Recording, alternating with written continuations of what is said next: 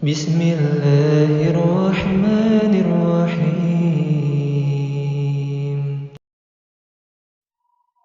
Para jamaah Bapak Ibu yang dimuliakan Allah Subhanahu wa taala, kita akan melanjutkan kajian inti kita. Yang dimana kita sudah menjelaskan fase kehidupan manusia ketika di dunia ataupun di alam roh, ataupun di alam kandungan, ataupun di alam kubur, ataupun di alam akhirat. Ini fase-fase perjalanan. Sedangkan kita masih setengah perjalanan. Betul Bapak Ibu? Setengah perjalanan kita. Kita ingin melakukan safar perjalanan, mungkin kita berhenti sebentar dan kita akan melanjutkan perjalanan lebih jauh lagi. Sama. Tak ubahnya kita hidup di dunia ini di tengah perjalanan kita. Kita masih berhenti sebentar, istirahat sebentar. Kalau orang Jawa bilang mandek, berhenti, makan, istirahat, minum, nanti melanjutkan perjalanan lagi. Sama di dunia seperti itu. Dunia ini adalah fase perjalanan tengah-tengah. Perjalanan fase pertama alam ruh sudah kita lalui. Semuanya sudah melaluinya. Yang kedua adalah fase perjalanan manusia di alam kandungan. Kalau bahasanya Al-Quran adalah alam rahim. Ya, ini fase yang kedua. Fase yang kedua ini sudah kita merasakan juga, sudah kita lalui. Yang dimana Allah Subhanahu wa taala menjelaskan dalam banyak ayat. Di antaranya kalau kita membaca Al-Quran, surat Ali Imran, surat yang ke-3, ayat yang ke-6, Allah Ta'ala berfirman, ya, walladzi yusawwirukum fil arhami kaifa yasha, la ilaha illa wal azizul hakim. Dialah yang telah membentuk rupamu menjadi bagus sempurna ketika masih di alam rahim. Di dalam rahim tidak ada sesembahan yang benar disembah kecuali hanya Allah Ta'ala saja. Dialah Allah yang maha perkasa lagi maha bijaksana. Surat Ali Imran ayat 6. Alam rahim. Ya, ini fase yang kedua. Bisa dijelaskan juga di dalam surat Luqman, surat yang ke-31 ayat yang ke-34. Allah Ta'ala mengatakan, "Innallaha 'indahu 'ilmus sa'ah wa nazzilul ghaitha wa ya'lamu fil arham." Jelas Bapak Ibu? Apa kata Allah? Sesungguhnya Allah yang mengetahui tentang kapan terjadinya hari kiamat. Itu hanya Allah yang tahu. Bahkan Nabi Muhammad SAW tidak tahu kapan akan terjadi hari kiamat. Tanggalnya, bulannya, tahunnya, Nabi tidak tahu. Yang tahu hanya apa? Nabi dikasih tanda-tandanya saja. Tapi kapan terjadinya itu tidak tahu. Hanya Allah. Misteri. Kalau tahu, maka nggak ada orang yang maksiat, berbuat dosa. Semua akan sujud di hadapan Allah. Karena tahu itu. Nah itulah Allah menguji manusia di dunia ini. Siapa yang syukur, siapa yang kufur, siapa yang taat, siapa yang mereka tidak mau ibadah. Kemudian Allah mengatakan dan dia menurunkan air hujan dari langit. Ghaith. Dan Allah mengetahui apa yang ada di dalam rahim kandungan ibu. Dia tahu keadaan bagaimana kondisi manusia yang diciptakan oleh Allah. Mulai awal pembentukan prosesnya sampai jadi manusia yang sempurna. Bayi nanti dilahirkan di muka bumi. Allah tahu. Jadi para jamaah Bapak Ibu, ini fase yang dinamakan apa? Fase alam kandungan atau alam rahim. Nah, para jamaah Bapak Ibu, proses penciptaan manusia di alam rahim awal yang dimana ruh dengan jasad ditemukan, digatuk nih, ya, dilekatkan dan nanti akan berpisah lagi ketika mati, digatuk nih lagi di alam kubur, kemudian nanti juga pisah lagi, ketemu lagi nanti di alam akhirat lagi, menyatu lagi, terus seperti itu. Ini proses-proses kehidupan kita nanti akan kita alami Bapak Ibu. Ya. Nah, maka para jamaah Bapak Ibu yang dimuliakan oleh Allah Subhanahu wa taala. Allah Ta'ala juga menyebutkan di dalam surat Shad. Surat Shad ya. Ayat yang ke-72. Kalau kita perhatikan ayatnya, Allah Ta'ala mengatakan dalam ayat tersebut, ayat yang ke-72, fa idza sawaitahu wa nafakhtu fi mirruhi faqaulau sajidin. Apa kata Allah? Kemudian apabila telah aku sempurnakan kejadiannya dan aku tiupkan ruh ciptaanku kepadanya, maka tunduklah kamu dengan bersujud kepadanya. Allah mulai proses menciptakan manusia, dikasih ruh. Jelas Bapak Ibu? Ya, itu awal penciptaan yang namanya manusia. Kata-kata manusia itu adalah munculnya di alam rahim. Karena apa? Bersatunya antara ruh dengan jasad. Yang dimana di alam ruh kita belum ada jasad kita, masih dipersiapkan, belum digatok nih, belum dikumpulkan jadi satu.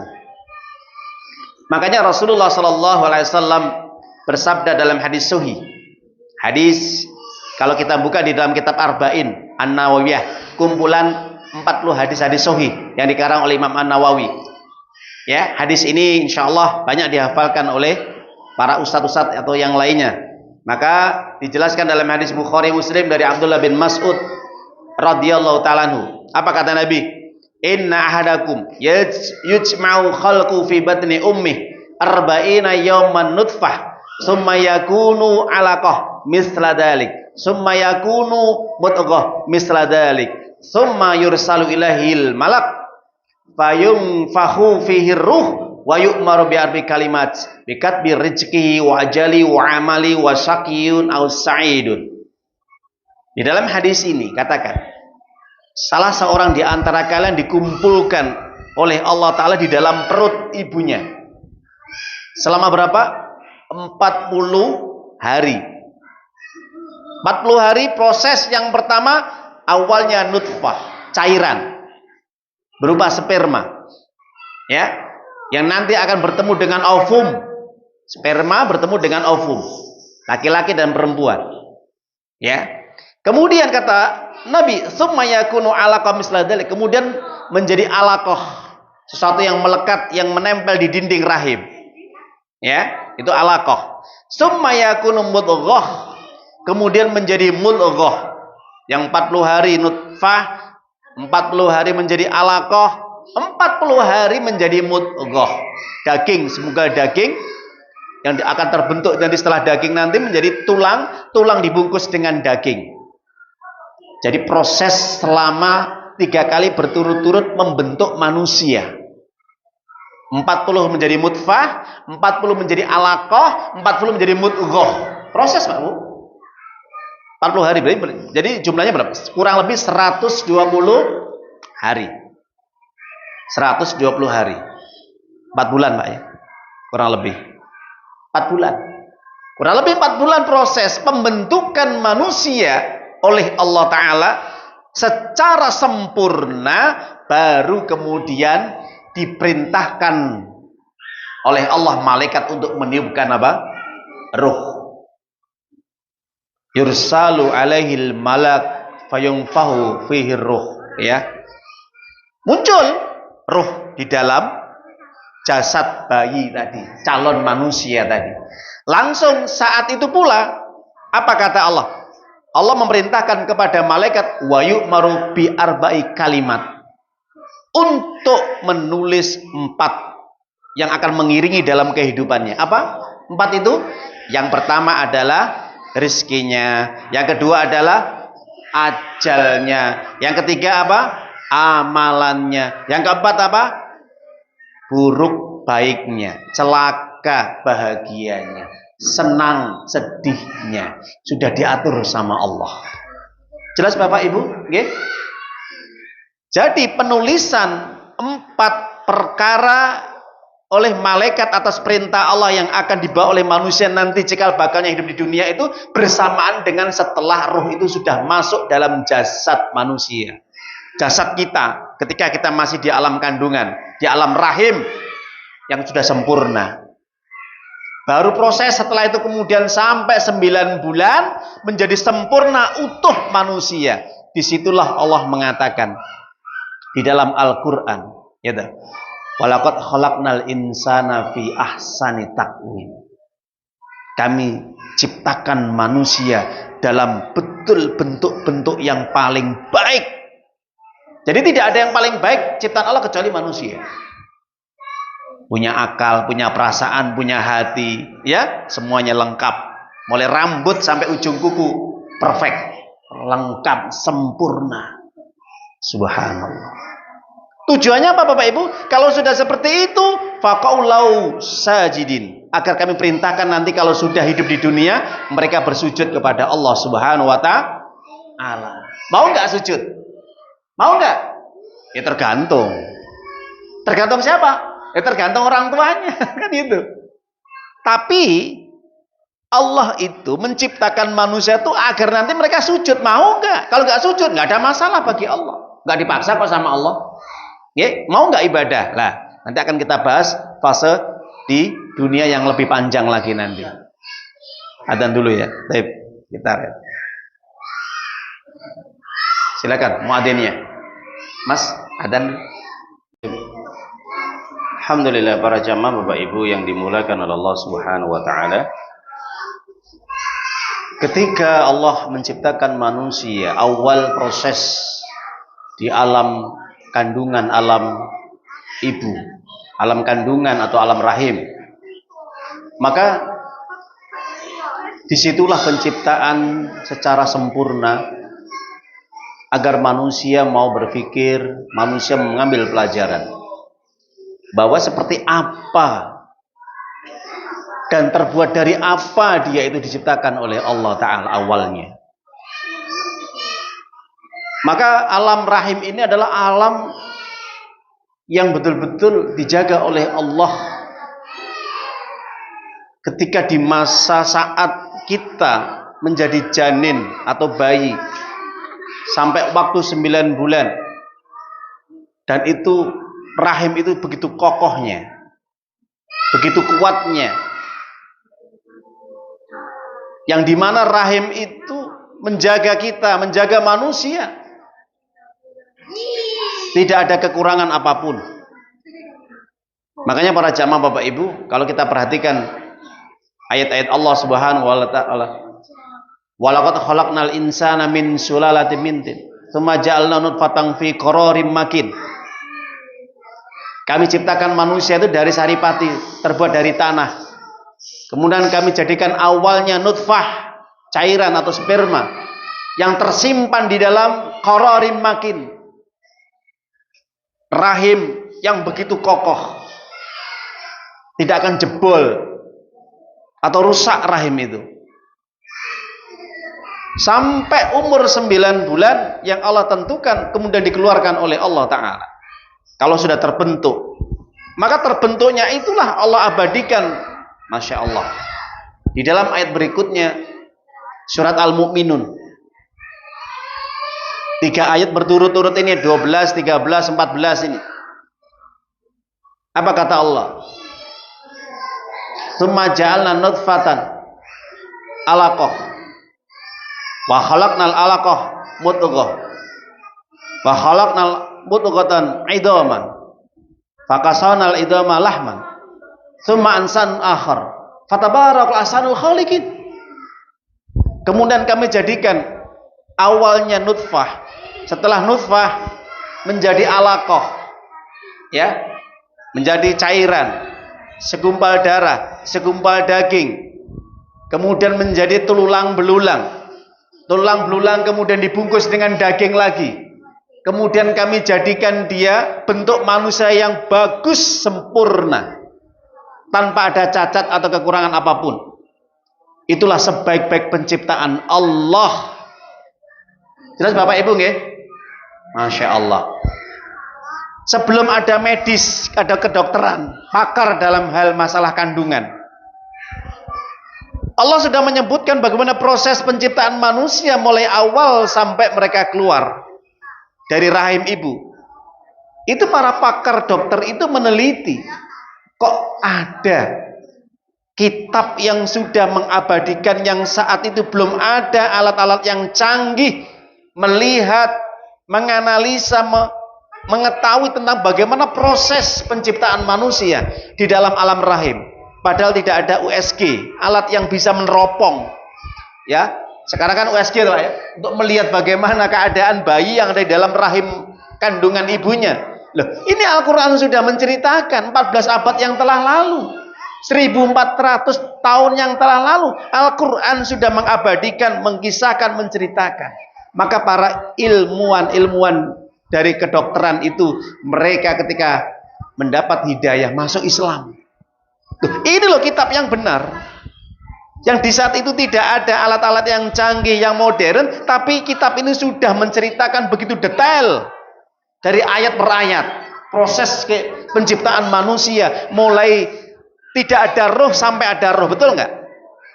Mulai dari awal hubungan laki-laki dan wanita yang bertemu melewati nutfah ataupun sperma dengan ovum sampai terbentuk janin, sampai terbentuk menjadi manusia yang lengkap, sempurna. Itu sudah diabadikan di dalam Al-Quran, kitab sucinya umat Islam. Banyak ilmuwan-ilmuwan mereka ketika mereka menganalisa, ketika mereka mencoba, ternyata apa? Ini kitab yang betul-betul terpercaya.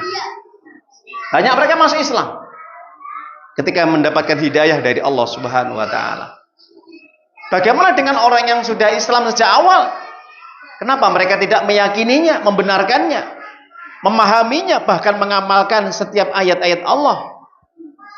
Jadi para jamaah Bapak Ibu rahimana rahimakumullah ta'ala, maka dari sinilah ketemuan Allah mengeluarkan kita dari perut ibu kita. Turun surat An-Nahl ayat 78.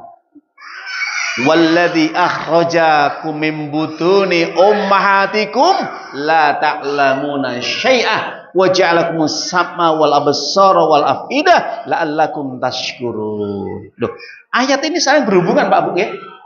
Setelah Allah kemudian membuat proses penciptaan sampai ditiupkan roh, kemudian sampai sempurna, ditentukan semua apapun yang mengiringi kita di dunia ini, ajal kita, kematian kita, kondisi hidup kita, senang kita, susah kita, rezeki kita, amal kita sudah lengkap. Itu sudah Allah tertulis di Lauh Mahfuz. Sampai dikeluarkan kita, turun juga surat An-Nahl 78. Dialah Allah yang telah mengeluarkan dari perut ibumu. Perut ibumu. La ta'lamuna syai'ah, dalam kondisi tidak mengerti apa-apa. Kemudian Allah memberikan kepada kamu 3 alat panca indera yang lengkap. Ada apa? Penglihatan. Ada pendengaran. Ada hati. 3 ini. Tujuannya apa Allah mengabadikan kalimat 3 alat panca indera ini? Supaya tidak orang nanti lalai dan masuk neraka jahanam. Kalau 3 alat ini berfungsi dengan baik, Bapak Ibu, jelas? Mata, penglihatan untuk melihat kebenaran, melihat ayat-ayat Allah, Al-Quran, tanda-tanda ciptaan Allah, kebesaran-kebesaran Allah, supaya tidak lalai. Telinga, mendengar firman-firman Allah, nasihat-nasihat, bimbingan-bimbingan, seruan-seruan, supaya mereka itu tidak lalai, tidak punya alasan, oh saya nggak mendengar, oh saya nggak melihat, tidak. Semuanya ada. Yang ketiga, hati, untuk memahami dan memikirkan kebenaran ayat-ayat Allah. 3 ini proses untuk mendapatkan hidayah dari Allah. Jelas? Hidayah dari Allah. Kalau ini 3 alat tidak berfungsi, apa yang terjadi Bapak Ibu? Na'udzubillah min dzalik. 3 alat ini kalau tidak berfungsi, dia adalah makhluk yang paling hina dan buruk, sesat, bahkan lebih sesat daripada binatang. Turun surat Al-A'raf 179. Walaqad darokna li jahannama katsiran minal jin wal ins. Kami akan masukkan manusia dan jin, kebanyakan mereka nanti masuk neraka jahanam. Sudah disiapkan sama Allah neraka jahanam. Kebanyakan yang masuk jin dan manusia. Kenapa? Lahum qulubul la yafqahuna biha. Punya hati tapi tidak bisa memahami kebenaran ayat-ayat Allah. Walahum a'yun labsiruna biha, punya mata tapi tidak bisa melihat kebenaran-kebenaran kekuasaan dan ciptaan Allah. Ada Al-Quran, ada ciptaan yang lain, itu tidak digunakan untuk melihat supaya untuk mendapatkan hidayah. Walahum adzanul la yasma'una biha. Mereka punya telinga tapi tidak mendengar ayat-ayat Allah, bimbingan, nasihat, seruan-seruan. Ada panggilan azan, mereka tidak merespon dengan baik. Padahal Allah yang memanggil. Hayya 'alas shalah, hayya 'alal falah. Yang manggil Allah, tidak didatanginya. Tapi kalau yang memanggil manusia untuk digaji 100.000, mereka bersegera untuk mendatanginya. Naudzubillah min dzalik. Padahal Allah menjanjikan surga, manusia belum tentu menjanjikan surga. Coba para bapak ibu, ini kalau 3 alat ini tidak berfungsi, apa yang terjadi? Ulaika kal an'am, ulaika kal an'am bal hum adall, ulaika humul ghafilun. Tak ubahnya mereka seperti binatang ternak. Naudzubillah min dzalik. Bahkan lebih sesat daripada binatang ternak. Jelas bapak ibu? Itulah orang-orang yang lalai hidupnya. Coba cari satu ayat yang Allah sudah menyindir habis-habisan dengan kalimat yang paling buruk kecuali ayat ini. Tidak ada makhluk yang paling hina di muka bumi ini kecuali ayat ini yang Allah tetapkan mereka adalah lebih sesat daripada binatang. Coba binatang aja kadang-kadang kalau diperintah tuannya manut nggak Pak Bu? Taat nggak? Taat. Ayam masuk kandang, masuk. Kucing suruh makan, makan. Anjing suruh lari, lari. Kambing suruh pergi, pergi. Apapun binatang, ketika diperintah sama tuannya, sama pengembalanya, mereka taat. Lah manusia diperintah yang menciptakan nggak taat, lebih sesat daripada binatang. Makanya Ibnu Katsir ketika menjelaskan ayat ini di dalam tafsirnya Al-Qur'anul Azim mengatakan, orang yang hidupnya taat kepada Allah, orang yang hidupnya taat kepada Allah, mayyuti'illahi ta'ala kana asrafu minal malaikah yaumal qiyamah. Orang yang hidupnya taat kepada Allah, nanti pada hari kiamat mereka lebih mulia daripada malaikat. Mereka lebih mulia daripada malaikat. Kok bisa Ustaz? Iya. Malaikat itu nggak punya nafsu. Malaikat itu hanya diperintahkan untuk apa? Ibadah.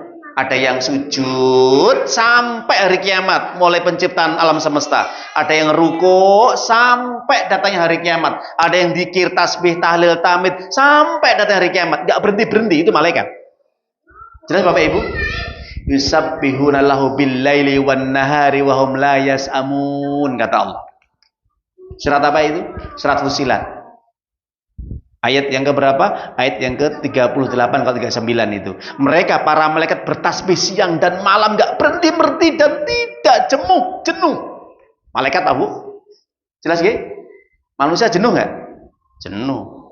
Salat jenuh, ngaji jenuh, aras-arasan ya. Malaikat.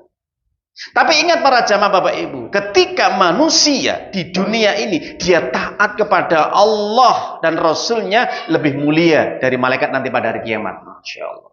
Sebaliknya, wa may ya'sillah, siapa mereka yang berani durhaka kepada Allah, tidak mau taat, tidak mau sujud, diperintah bekekok sak karepe dhewe. Apa kata Ibnu Katsir? Kana atbahu minal an'am. Ya, jadi mereka lebih buruk, lebih hina daripada binatang. Jelas Bapak Ibu? Sebaliknya, manusia yang sempurna kok tidak taat, itu nanti posisi mereka itu lebih hina, derajatnya lebih rendah daripada hewan. Alhamdulillah. Para jamaah Bapak Ibu yang dimuliakan oleh Allah Subhanahu wa taala. Maka di sini yang perlu kita perhatikan adalah ketika kita sudah menjadi manusia, karena kita ini dilahirkan oleh ibu kita dan kita dididik sama orang tua kita, yang perlu kita pahami adalah hendaknya kita mensyukuri nikmat Allah dan bersyukur kepada orang tua. Terutama siapa? Ibu. Turun di dalam surat Luqman. Ayat berapa? Ayat 14. Wa wasainal insan biwalidayhi hamalatu ummuh wahnan ala wahni wa bisaluhu fi amaini anishkurli wali walidayka ilayyal masyir. Kami perintahkan kepada manusia untuk mereka senantiasa memahami ayat-ayat Allah, tatkala ketika manusia mereka masih dalam kondisi di dalam rahim ibunya. Berapa bulan? 9 bulan. Ibunya mengandung, ya, mengandung kita Bapak Ibu semuanya. Wahnan ala wahni, kondisi lemah dan bertambah lemah. Coba Bapak Ibu, ini ibu-ibu yang pengalaman, ya, yang mengandung putra-putranya, istri-istri kita juga. Kalau sudah masuk 4 sampai 9 bulan, sudah terasa enggak? Terasa. Karena sudah ada ruh manusia yang lengkap di situ, sudah mulai bentuknya sudah sempurna, mulai besar. Apa? Bahasanya orang Jawa itu dia harus bawa teng pundi-pundi, ya. Ya, kalau orang Jawa itu gembol terus, ya. Terus dibawa kemana-mana. Bayangkan, kalau itu ukurannya 3 kilo, coba kita suruh bawa 3 kilo selama 3-4 bulan, bahkan 5 bulan. Terus itu, ya. Itu seorang ibu. Makanya dikatakan wahnan ala wah. Semakin bertambah lemahnya. Kadang-kadang sampai kakinya bengkak-bengkak, betul. Kadang sakit-sakitan, kadang nggak enak makan, dan yang lainnya seperti itu gejalanya. Ingat, kata Allah SWT, hendaknya mereka bersyukur kepada Allah dan kepada ibunya terutama. Jadi para jamaah Bapak Ibu, jangan sampai, perhatikan nih, ini terutama yang remaja-remaja, anak-anak itu. Kalau sudah di dunia ini, karena kita sudah menjadi lengkap, menjadi manusia, jangan sekali-kali berbuat buruk kepada orang tua. Ingat, hati-hati. Kenapa? 1, Allah peringatkan di dalam Al-Quran surat Al-Isra. Ayat berapa? 23. Allah Ta'ala mengatakan, wa qada rabbuka alla ta'budu illa iyyahu wa bil walidaini ihsana. Imma yablughu indakal kibara ahduhuma aw kilahuma fala taqul lahumā uffi wa la tanharhumā wa qul lahumā qawlan karīmā. Allah memerintahkan kalian agar beribadah kepada Allah saja, tidak boleh berbuat syirik kepada Allah. Itu yang pertama. Yang kedua, berbakti, berbuat baik kepada orang tua. Kenapa? Karena orang tua ketika sudah mulai lemah, tua, dalam peliharaan kamu, jangan sekali-kali kamu bentak-bentak, kamu caci maki, bahkan suara kamu itu lebih tinggi daripada orang tua. Bahkan ketika diperintahkan, nanti, ingat, ini sudah masuk dalam durhaka kepada orang tua. Bagaimana perjuangan orang tua, terutama ibu. Bapak mencari nafkah, ibu membawa kita di dalam rahimnya selama 9 bulan. Seperti apa rasanya? Berat sekali. Jangan kita membentak-bentak ibu kita, Bapak Ibu. Jangan membentak-bentak orang tua kita. Diperintah, kerjakan. Selama perintah tidak melanggar syariat, jalankan. Karena apa? Surga yang paling tengah adalah surga orang tua kita. Banyak nanti pada hari kiamat orang tidak masuk surga, Bapak Ibu. Tidak masuk surga. Kenapa? Di antara dosa yang paling besar setelah syirik apa? Uququl walidain. Durhaka kepada orang tua. Jelaskan dalam hadis Imam Bukhari Muslim. Dari sahabat Abu Bakrah. Rasulullah SAW bersabda, ala unabbiukum bi akbaril kabair. Mau aku beritahukan kepada kalian, di antara dosa yang paling besar di sisi Allah apa? 1, al-isyraku billah, syirik kepada Allah, menyekutukan Allah. Yang kedua, uququl walidain, durhaka kepada orang tua. Yang ketiga apa? Muttaqian fajalasa faqala ala qaulun zur wa syahadatu zur. Nabi kemudian bersandar sambil duduk, ditambah lagi yang ketiga apa? Persaksian palsu, berkata-kata dusta, menyebarkan hoax, mengfitnah, mencaci maki umat Islam, apalagi para ulama. Mereka dosa yang paling besar, tidak akan masuk surga nanti pada hari kiamat. Dalam hadis yang lain, hadis riwayat Imam Ahmad dengan sanad yang hasan, la yadkhulul jannah tidak akan masuk surga orang yang semasa hidupnya menyakiti kedua orang tuanya. Ingat Bapak Ibu nggih? Menyakiti kedua orang tuanya, durhaka. Meskipun banyak ibadahnya, banyak sholatnya, banyak ngajinya, penghafal Quran, penghafal hadis, pinter masalah agama, pendakwah, Masya Allah, hebat masalah agama, tapi dia melanggar aturan Allah, berbuat buruk kepada orang tuanya dengan sikap yang tidak baik. Jadi para jamaah Bapak Ibu, ini penghalang masuk surga loh, nggih. Hati-hati loh. Mudminu khamri, dan peminum alkohol, orang-orang yang mabuk, dan mukadzibu bil qadar, dan pendusta takdir tidak akan masuk surga. Jadi para jamaah Bapak Ibu yang dimuliakan oleh Allah SWT, itulah fase perjalanan manusia yang kedua. Mulai sampai dia di alam rahim, sampai kemudian dia tumbuh menjadi manusia di muka bumi ini, ya, menjadi bayi. Maka disitulah yang harus kita perhatikan. Terhadap orang tua harus kita menjaga dengan cara yang baik. Jangan lupa doakan orang tua sebagai penghormatan kita. Saya nasihatkan kepada para jamaah semuanya, anak-anak semuanya ya, jangan lupa setiap habis sholat doakan kedua orang tua. Ditambah lagi setiap habis sholat sunnah doakan orang tua. Perintah enggak? Perintah. Mana ayatnya? Allah turunkan ayat yang ke-24 ketika Allah menyatakan di dalam kalimatnya, wahfid lahuma janahad dulli minar rahmah wa qur rabbir hamhuma kama rabbayani shaghira. Hendaknya kalian di hadapan kedua orang tua itu bersikap apa? Lemah lembut, kasih sayang, merendah diri, nggak bentak-bentak, ngomongnya nggak kasar-kasar. Kalau ngomongnya sudah kasar-kasar, ini anak sudah termasuk durhaka. Jelas Bapak Ibu? Jangan lupa kata Allah, doakanlah segera supaya orang tua kalian dirahmati dan diampuni dosa-dosanya, baik masih hidup sampai meninggal dunia. Saya pesan kepada orang tua, maka didiklah anak kita menjadi anak yang soleh dan soleha. Ini aset kita agar kita dapat doa dari orang tua kita, dari anak-anak kita, sehingga anak kita terus mendoakan kita meskipun kita menjadi mayit di alam kubur. Itu saja kurang lebihnya yang kami sampaikan, sehingga pemaparan penjelasan fase kehidupan manusia yang kedua di alam kandungan atau alam rahim sudah kita paparkan secara jelas gamblang.